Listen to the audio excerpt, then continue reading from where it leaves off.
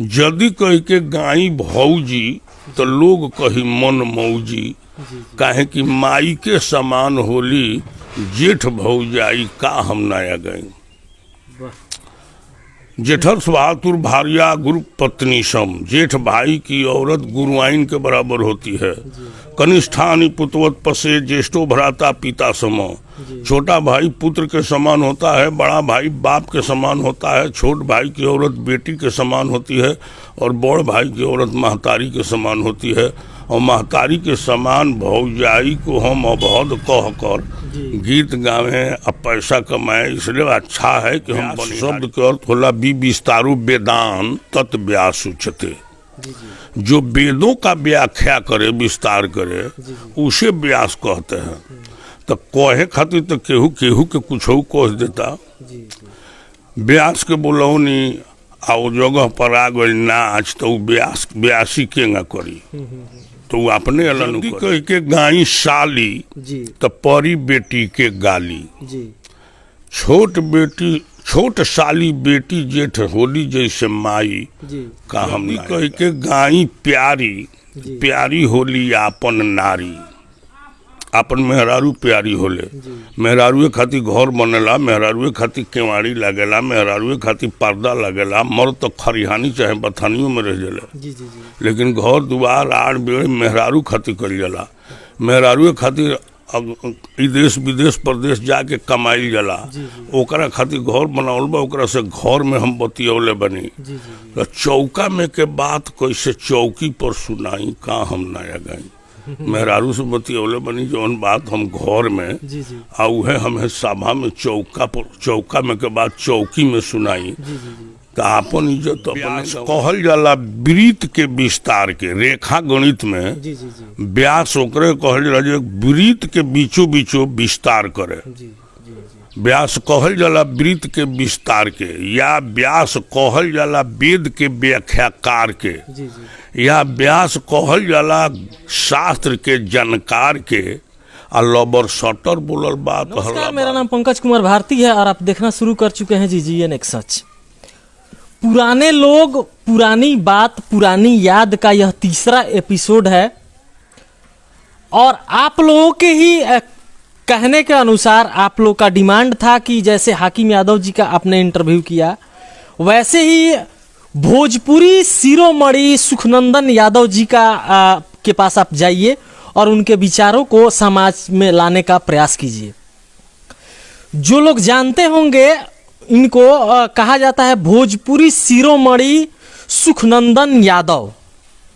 आजकल के जितने नए व्यास हैं, मुझे लगता है कि आके 2-2 घंटा क्लास करने की भी ज़रूरत है इनसे। ऐसे गायक हैं, इनसे तमाम बातचीत करेंगे। सबसे पहले हमारा पूरा श्रोता समाज के तरफ से, पूरा बिहार के जनता के तरफ से बहुत बहुत स्वागत। हमारा तरफ से स्वीकार बा, सबका के हार्दिक प्यार प्रेम नमस्कार बा।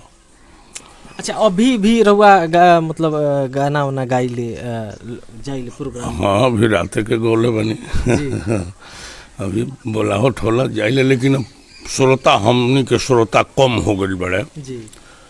निमन बात सुने वाला श्रोता कम हो गई बड़े जी जी।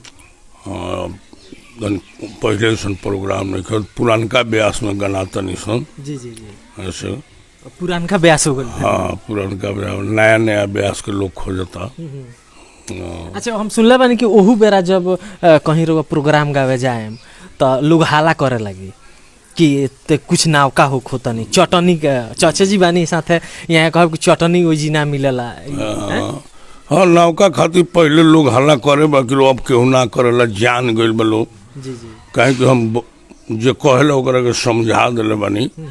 नया के अर्थ का भइल, ना आया, जो संसार में भी पूर्ण रूप से ना आया वो है ना आया। जिसको बैठने का ढंग ना आया, जिसको चलने का ढंग ना आया वो है ना आया। जिसको बोलने का ढंग ना आया, जो भाला बुरा का, जिसको भाला बुरा का बोध ना हुआ, बोध ना आया वो है ना आया।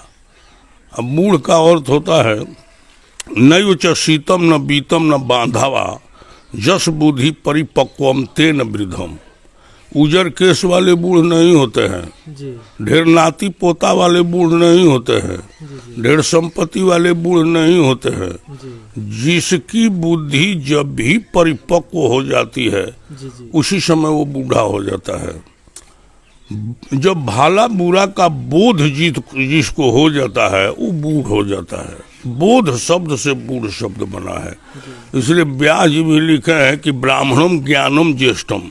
जी जी ज्ञान से ब्राह्मण ज्येष्ठ हो जाता है। 12 वर्ष का ब्राह्मण का लड़का जी जी अगर वो गायत्री मंत्र जानता है और जगोपवित जनेऊ हो गया है जी जी तो 80 वर्ष के दूसरा लोग कहता है कि बाबा गोड़ लागतनी, इसलिए कि उसको बोध है। 12 वर्ष का है, वो बोध है, वो बूढ़ हो गया है। और जिसको बोध नहीं है, जिसको समझ में ना आया भाला बुरा, वो अभी नया है। वही नया। हाँ, तो जो जिसको समझे में नहीं है वो नया है। वो बूढ़ का बात समझेगा क्या कि मैं उसको नया गाऊं।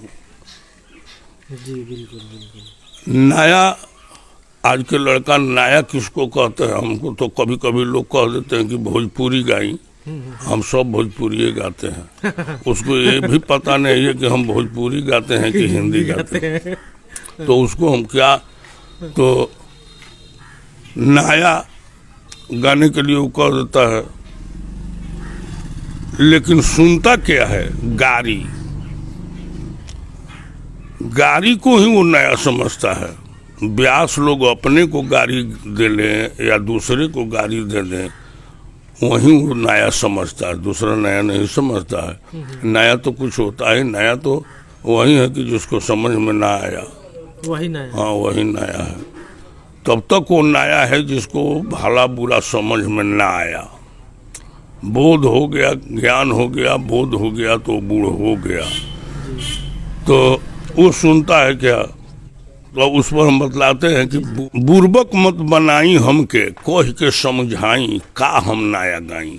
जी जी जी जी पैसा लेके केकरा के गरियाई का हम नया गाई। जी ये होता है स्टेज पर है मेरा। जल्दी कह के गाई गोरी। जी अगर गीत में हम गोरी शब्द के कह के गावत नहीं तो लड़का बुझिए सके हम नया शुरू कैले बड़े। लेकिन गोरी शब्द हो ना, जी जी शब्द पुलिंग शब्द है गौर, जी आ गौर के स्त्रीलिंग बनाए तो हुई गौरी न तो गौरा।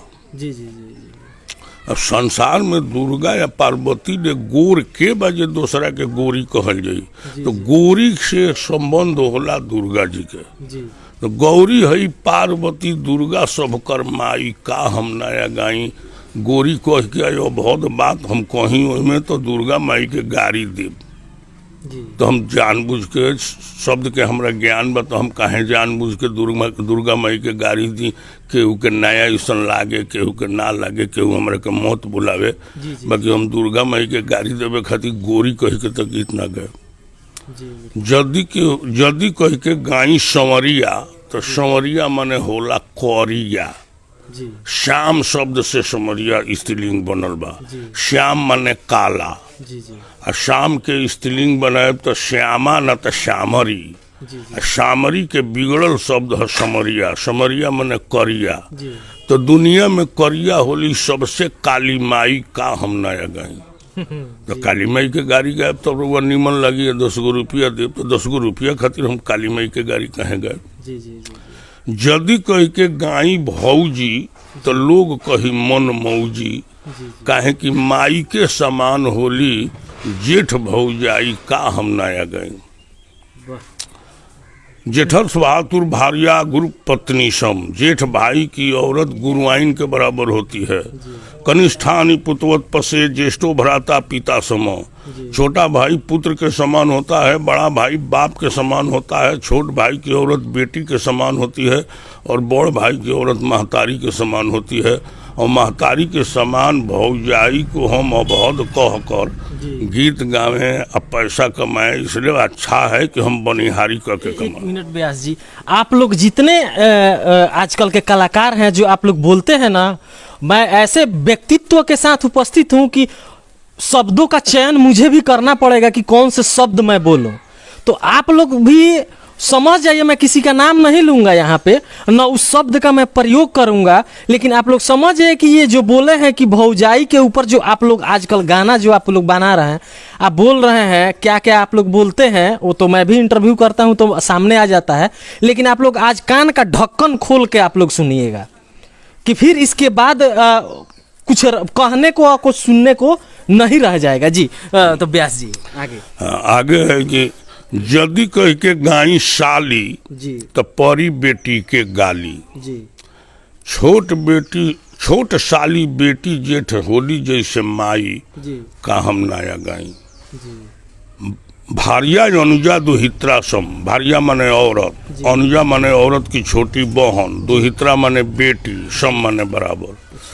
औरत की छोटी बहन जो साली कहलाती है वो बेटी के समान होती है। बेटी के समान साली का गीत मैं सभा में कैसे गाऊं? यदि कह के गाई प्यारी, प्यारी होली आपन नारी, आपन मेहरारू प्यारी होले।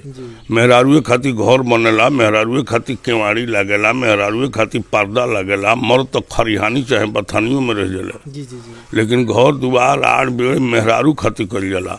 मेहरारूए खातिर देश विदेश प्रदेश जाके कमाइल जाला, ओकरा खातिर घर बनावल बा, ओकरा से घर में हम बतियौले बनी।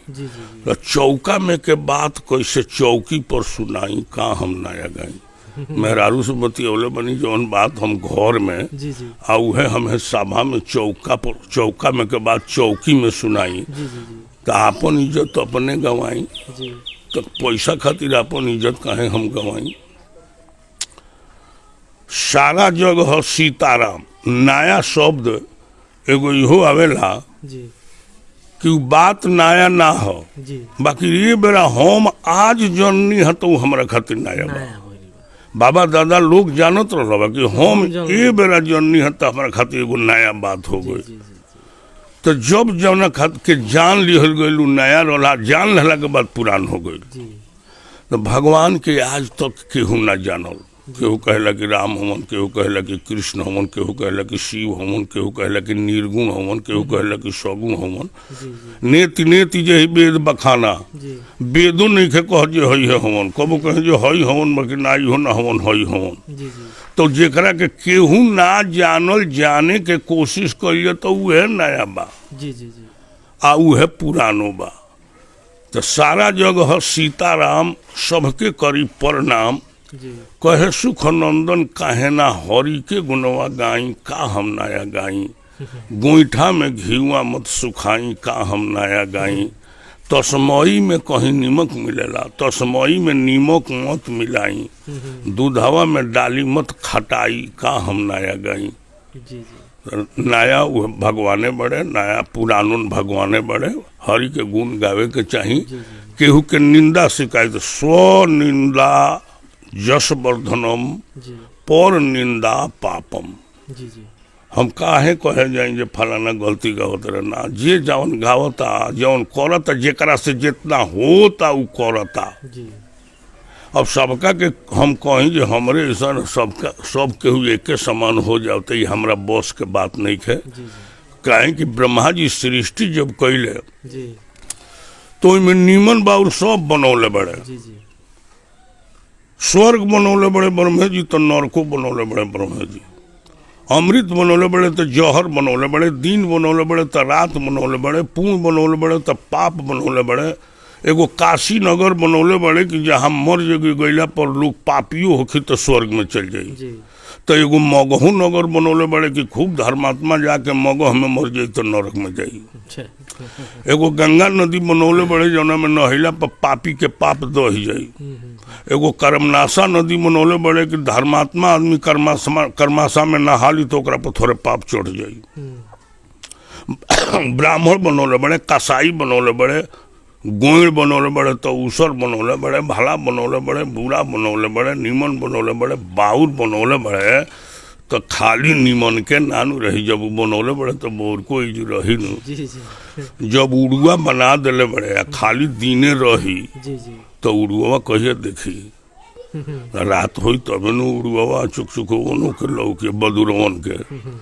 तो बनौले बड़े नीमन बाउर आ सब लोग ये जुबा जेकरा जितना समझ मति की रति अति भूत भलाई आ जो जतन तहाँ लग पाई हमारा जौन में मन लगल बा तौन हम ग्रहण कैले बनी जेकरा में जौन मन जेकरा धराता अपन रोजी रोटी चलावता। अब हमारा व्यवस्था बिगाड़ला से अगर कहीं जो बेसिया खाना ना रहे तो हो हमरा बस के बात बा। वो ब्रह्मा के सृष्टि बा, कबो रहल बा कबो होई निमन बा और सब रहल बा। नहीं मतलब ये बेरा जौन स्टेजवा पर होला पता ना रहो मोबाइल चलावे नहीं, ये बेरा सोशल मीडिया के जमाना बा, ऐसन ऐसन शब्द के प्रयोग कइल जाला, ऐसन ऐसन कृत्य कइल जाला स्टेजवा पर जहाँ 2-4 हजार लोग गांव जवार के लोग बैठा रहेला और समझी कि बुझाला कि 2-4 हजार रुपया 10,000 20,000 दे के उनका के अपना द्वार पर उहे सुने खातिर गांव जवार के गाड़ी 2-4 गो सुनावे खातिर बोलावल गइल बा ब्यास जी। हाँ तो कहे के मतलब जे जौन रही तोने नु करी जी ब्यास के बुलाए तो वेद कही, जी गवैया के बुलाए तो गनई कही, नाच के बुलाए तो नचकरम कही। व्यास शब्द के अर्थ होला विस्तारू वेदान तत् व्यास उच्यते, जो वेदों का व्याख्या करे विस्तार करे उसे व्यास कहते हैं। तो कहे खातिर तो केहू केहू के कुछ कह देता। व्यास के बोलौनी आ वो जगह पर आ गई नाच तो व्यासी केंगा करी तो वो अपने अलन करी। एगो बात व्यास कहल जाला वृत्त के विस्तार के, रेखा गणित में जी जी जी व्यास ओकरे कहल जाला जो वृत्त के बीचों बीचों विस्तार करे। जी जी व्यास कहल जाला वृत्त के विस्तार के, या व्यास कहल जाला वेद के व्याख्याकार के, जी जी या व्यास कहल जाला शास्त्र के जानकार के। आ लबर सटर बोलल बात हल्ला बार के, लबर सटर बोलल काम हल्ला बार के। जी लबार जब बोली तो लबारी कहूँगा तो लोग हंसो, हम कुछ हो कहीं उलाट पुलाट के कहे तबे लोग हंसी। जी जी जी लेकिन व्यास के बात पर लोग शांत से सुने लगे, कितना गंभीर बात बा। तो ये बेरा व्यास जी जौन होता नु चुटकुला के नाम पर लोग के माता पिता के भी गाड़ी दे दिहल जाता, समझी कि गाड़ी दिहल जाता, कहल जाता कि वो चुटकुला। हाँ तो हम बतलौनी है ना कि हम जानता नहीं तो हम कहेंगे भौजाई के गीत गाई, जे नहीं खे जाना तो अपने भौजाई के, अपने बेटी के, अपने काली माई के, अपने दुर्गा माई के गाड़ी देता।